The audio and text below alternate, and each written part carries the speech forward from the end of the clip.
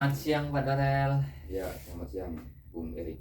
Perkenalkan saya Erik, advokat muda yang masih butuh semacam sharing ilmu dari advokat senior. Kebetulan Pak Dorel ini kan advokat senior yang sudah 25 tahun di dunia advokat ya Pak Dorel ya. Ya, Nah, ya, begini Pak Dorel, saya sebagai advokat muda ingin mendapatkan pencerahan bagaimana sih tata cara penyusunan pledoi Pak Dorel. oh, pledoi ya. Iya. Ya. Jadi gini, sebelum seorang penasihat hukum menyusun pledoi, ada baiknya dipahami dulu tujuan dari penyusunan dan penyerahan pledoi tersebut. Jadi tujuan dari pledoi sebagaimana ditentukan oleh KUHAP adalah suatu dokumen yang disusun oleh penasihat hukum agar hakim memutuskan perkara dengan membebaskan terdakwa atau melepaskan terdakwa atau memberikan hukuman yang seringan-ringannya bagi terdakwa. Jadi itu tujuan dari pledoi. Nah, kemudian dalam pengajuan pledoi tidak hanya bisa diajukan oleh penasihat hukum, tetapi juga bisa diajukan oleh terdakwa. Hanya saja penasihat hukum mesti berkoordinasi dengan terdakwa agar pledoi yang disusun oleh terdakwa ini tidak tumpang tindih, dalam arti tidak kontra dengan apa susunan yang telah dibuat oleh penasihat hukum. Misalnya terdakwa menampilkan pasal tertentu, sementara di penasihat hukum pasal itu tidak menjadi bagian dari pembelaan. Nah, ini kan kontraproduktif. Itu kalau dari segi yuridisnya. Nah, kalau dari segi fakta, bisa saja terdakwa menulis fakta-fakta yang nyelonong, yang tidak tersampaikan pada waktu persidangan. Nah, inilah gunanya koordinasi antara penasihat hukum dengan terdakwa sebelum penyusunan pledoi difinalisasi. Nah, itu dari sisi terdakwa. Kemudian hal lain yang perlu dicatat adalah KUHAP menentukan ada satu kali kesempatan untuk dibuka sidang lagi setelah pembacaan surat tuntutan dan setelah sebelum pledoi disampaikan. Nah, atau setelah pledoi juga boleh disampaikan. Nah, tujuannya adalah kalau selama persidangan proses pembuktian belum ditemukan surat yang sangat signifikan tadi untuk membebaskan, melepaskan atau meringankan hukuman terdakwa. Nah, pada saat mau pledoi diserahkan terdapat surat itu, ya langsung lampirkan dan dimohon kepada hakim agar sidang dibuka lagi. Nah, semuanya tergantung pada kewenangan hakim untuk membuka sidang lagi atau tidak. Itu terserah pada penilaian hakim. Ya, jadi kira-kira itulah poin-poin dari pledoi, awal dari penyusunan pledoi. Ya. Nah, kemudian Pak Torel, apa sih upaya kita agar tujuan dari penyusunan pledoi tersebut bisa tercapai dengan baik? Jadi pledoi sebetulnya adalah suatu tahap akhir dari suatu proses persidangan yang dimulai dari awal persidangan, yakni pembacaan surat dakwaan, kemudian pemeriksaan saksi-saksi, pemeriksaan ahli, alat bukti, penemuan petunjuk-petunjuk dan keterangan terdakwa.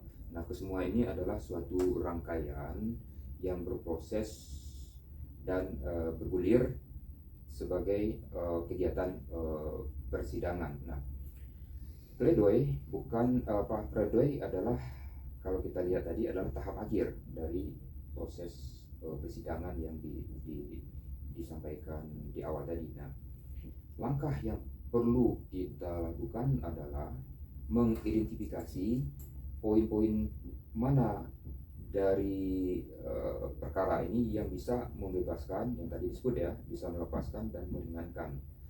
Nah, pada saat persidangan belum digelar, biasanya jaksa penuntut umum akan menyerahkan berkas perkara dan surat tuntutan. Nah, dari berkas perkara dan surat tuntutan, penasihat hukum mengidentifikasi, menelusuri dan mempelajari poin-poin apa saja yang tadi disebutkan yang menguntungkan bagi kliennya. Nah, itu yang disebut sebagai identifikasi dari berkas. Nah, itu tindakan awal. Nah, kemudian identifikasi yang udah disimpulkan tadi kemudian dieksplor lagi pada saat pembuktian melalui pemeriksaan saksi-saksi, pemeriksaan ahli, alat bukti surat, dan penemuan-penemuan petunjuk dan keterangan terdakwa. Nah, itu digali pada saat pembuktian tadi. Nah, satu hal lagi yang perlu dicermatin adalah pada waktu hakim pada waktu pembuktian bertanya. Hakim biasanya dalam pada waktu saksi diajukan atau ahli diajukan akan mengajukan pertanyaan. Nah, ini perlu dicermati karena pertanyaan hakim tersebut adalah cerminan pemikiran bagaimana hakim akan memutus perkara ini nantinya terhadap nasib terdakwa. Nah, jadi pertanyaannya tadi, apa upaya yang harus dilakukan di awal-awal tadi? Ya, saya menyarankan identifikasi.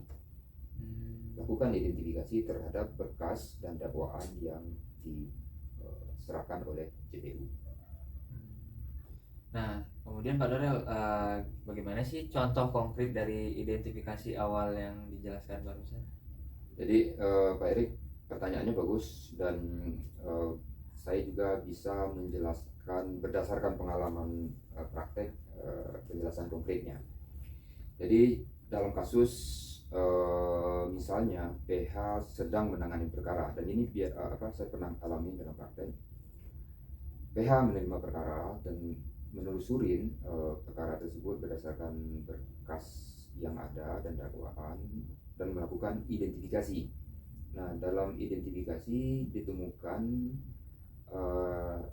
bahwa perbuatan yang didakwakan kepada jaksa, perbuatan ini tentu perbuatan yang berstandar delik ya, delik intinya hanya diterangkan oleh satu saksi, dan saksi-saksi yang lain hanya mendengar dari orang lain. Nah, dalam konteks ini katakan misalnya perkaranya adalah perkara suap, pasal 51A Undang-Undang Tipikor. Pasal 51A Undang-Undang Tipikor, rumusan deliknya kan berbunyi barang setiap orang yang memberikan hadiah atau janji kepada penyelenggara negara dengan maksud agar penyelenggara negara melakukan sesuatu atau tidak melakukan sesuatu dalam jabatannya. Nah, berstandar delik dari rumusan delik itu adalah memberikan hadiah atau janji. Nah, fokusnya sudah ditemukan tadi berdasarkan identifikasi tadi, yakni perbuatan memberikan hadiah. Berdasarkan penelusuran dokumen yang telah diberikan oleh jaksa tadi, ditemukan bahwa pada dasarnya saksi yang menerangkan adanya pemberian tersebut hanya satu orang, sementara saksi yang lain mendengar dari pihak orang lain. Nah, kenapa bisa seperti itu? Karena jaksa penuntut umum tentu akan menguraikan dalam berkas atau surat dakwaannya hal-hal yang memberatkan.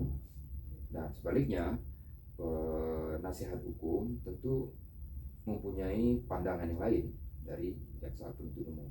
Nah, perbedaan pandangan ini nanti yang terus nanti bergulir pada proses pembuktian. Kalau begitu, pertanyaan selanjutnya, apa sih kaitan identifikasi awal dari surat dakwaan atau surat tuntutan itu dengan penyusunan pledoi, Pak Dorel? Ya, jadi identifikasi awal tadi dikaitkan dengan pledoi adalah tahap akhir. Maka identifikasi awal ini adalah jembatan penghubung, bridging untuk sampai pada pembelaan yang sebenarnya yang tadi disebut.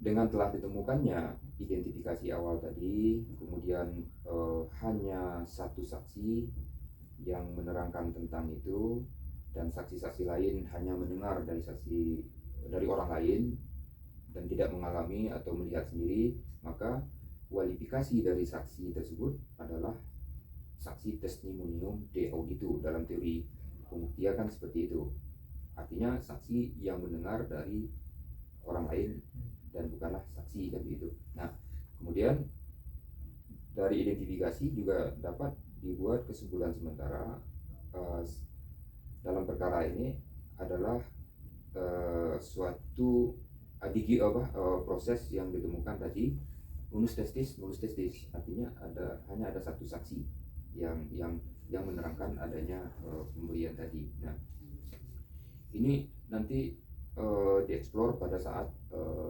pembuktian dengan memeriksa saksi-saksi dan ahli-ahli. Nah, dalam rangka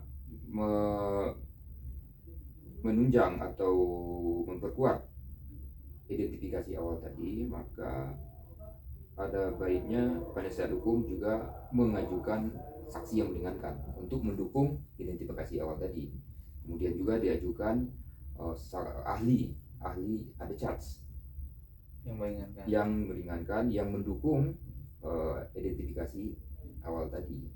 Jadi ahli ada charge dalam pembuktian nanti akan menerangkan bahwa secara teori satu saksi bukanlah saksi dengan teori-teorinya segala macam.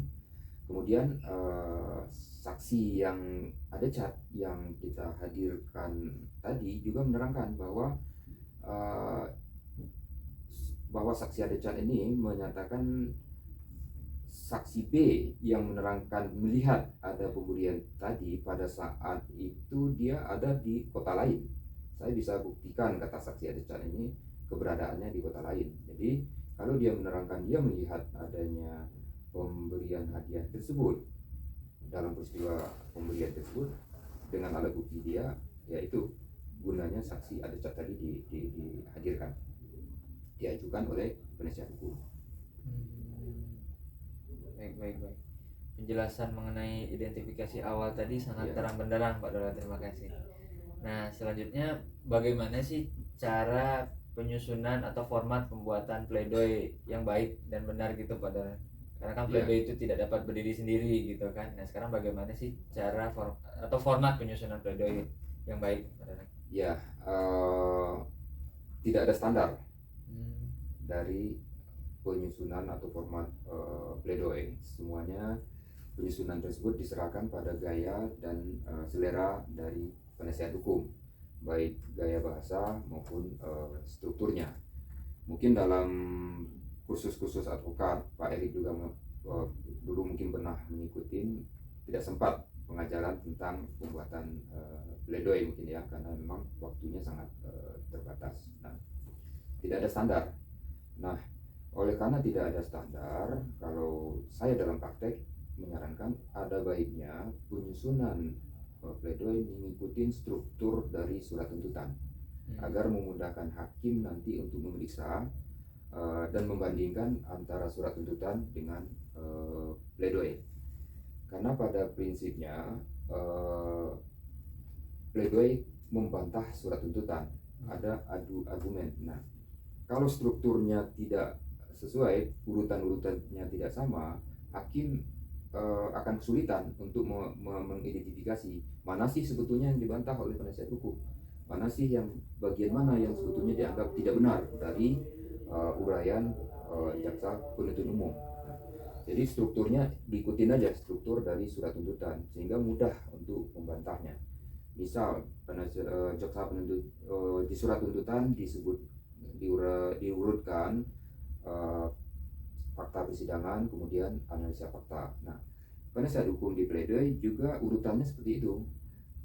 Fakta persidangan menurut penasihat hukum berdasarkan apa yang terungkap dalam persidangan, dan kemudian analisa fakta. Jadi compare gitu, ada komparasinya. Nah, dengan struktur yang seperti itu aja, terserah gaya bahasanya apa, hakim akan mudah membandingkan yang mana sih sebetulnya yang dipersoalkan oleh penasihat hukum gitu kan. Nah, fakta mana sih yang sebetulnya dianggap salah, kan gitu tadi. Kita penasihat hukum tadi mengidentifikasi di awal-awal pemeriksaan berkas bahwa hanya ada satu saksi, ya kan tadi itu ininya. Nah, pada bagian analisa fakta, penasihat hukum akan menyampaikan bahwa fakta yang disajikan oleh penuntut umum salah, dan dia menyampaikan yang benarnya begini dengan alasan-alasannya. Jadi hakim akan mudah untuk mengcompare. Nah, makanya pentingnya pledoi itu sebagai masukan bagi hakim. Sering kita temukan dalam praktek pledoi penasihat hukum dikutip oleh hakim sekadarnya, artinya sekadar basa-basi untuk memenuhi formalitas putusan. Nah, mungkin hakim menganggap tidak diberikan asupan atau tidak nyambung pledoi yang dibuat oleh penasihat hukum karena tidak membantah apa yang disampaikan oleh jaksa dari uraian jaksa. Jadi ya hakim hanya mengutip sekadarnya, ya itu. Nah, oleh karenanya itu penting pembuatan pledoi pertama-tama strukturnya diperhatikan sehingga ada adu argumen, ada saling bantah.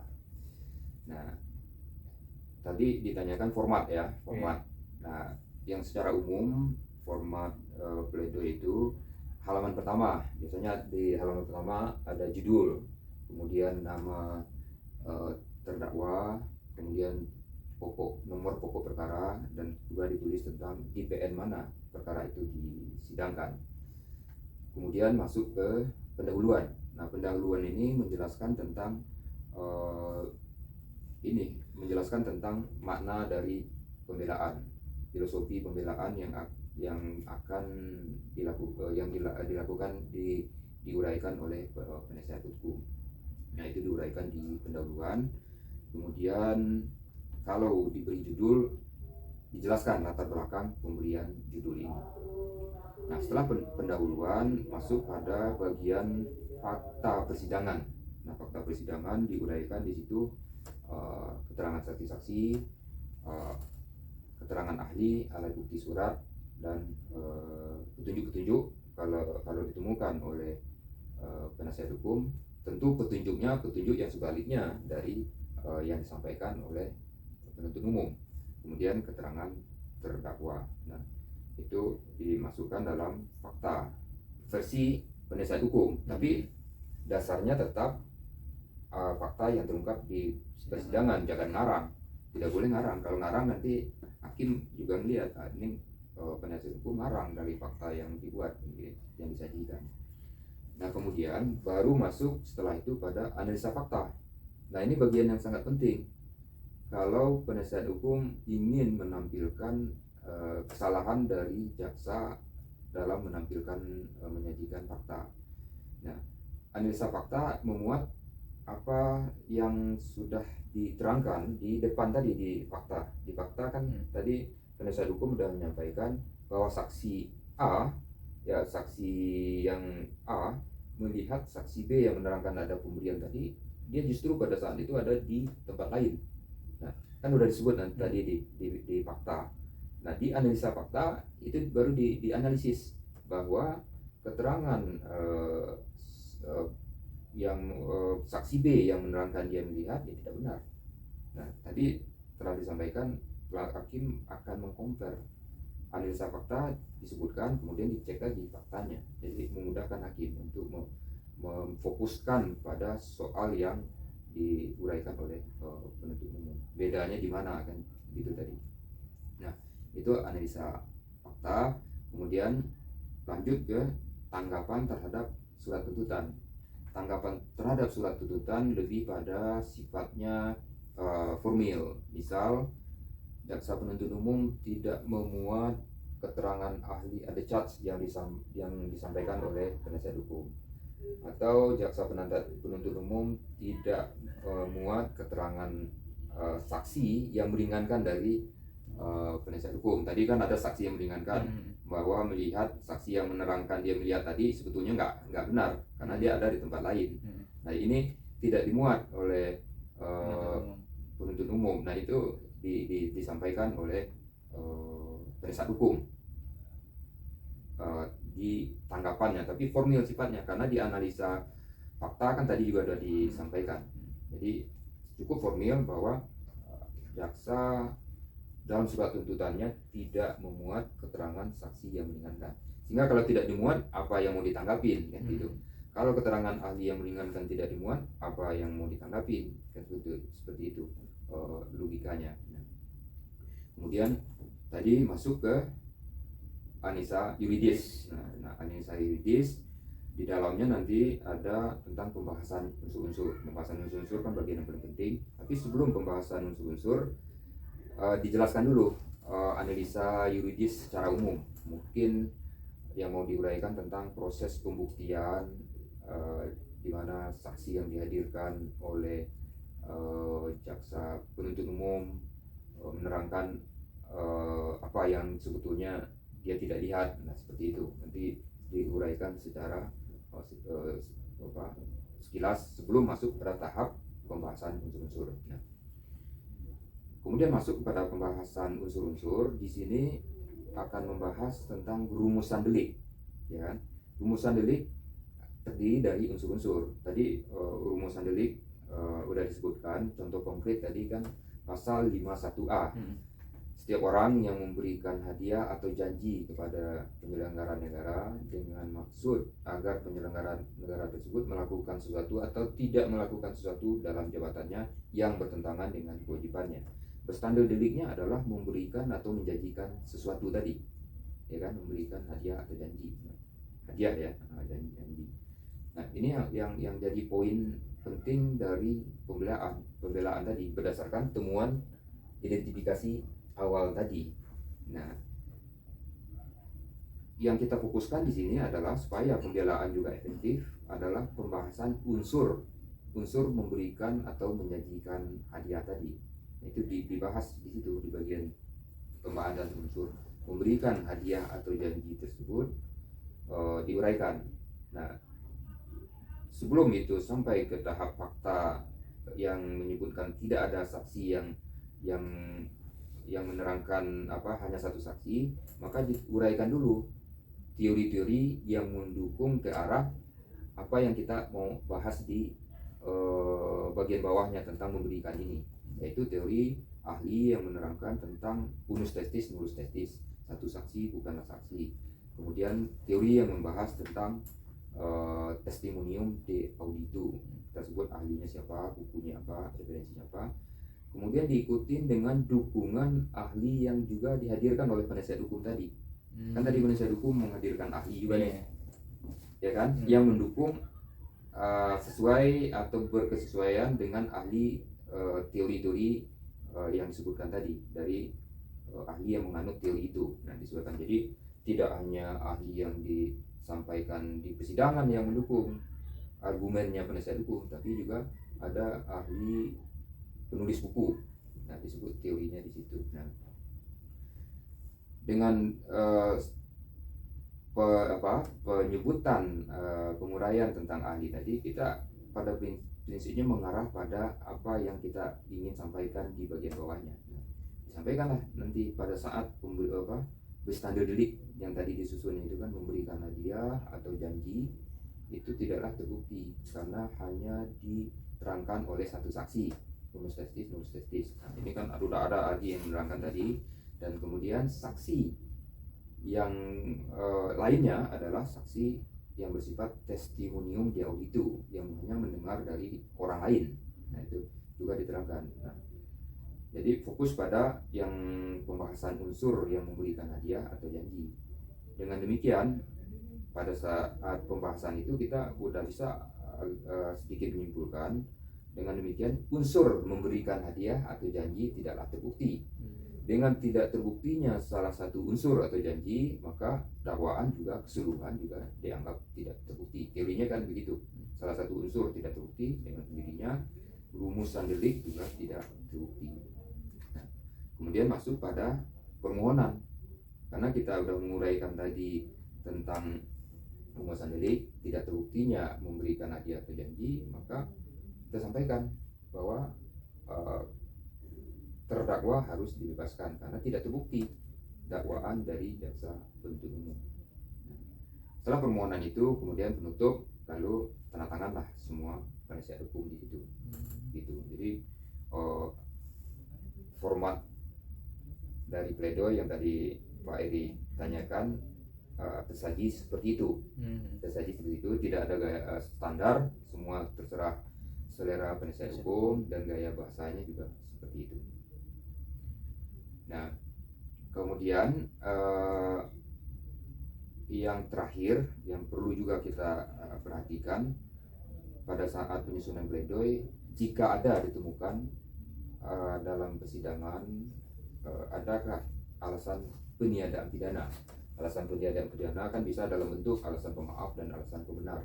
Nah, nanti dieksplor di situ ada nggak gitu kan ditemukan. Nah, soal ini memang kita nanti akan berdiskusi dalam bincang-bincang tersendiri lah soal alasan pemaaf dan alasan pembenar.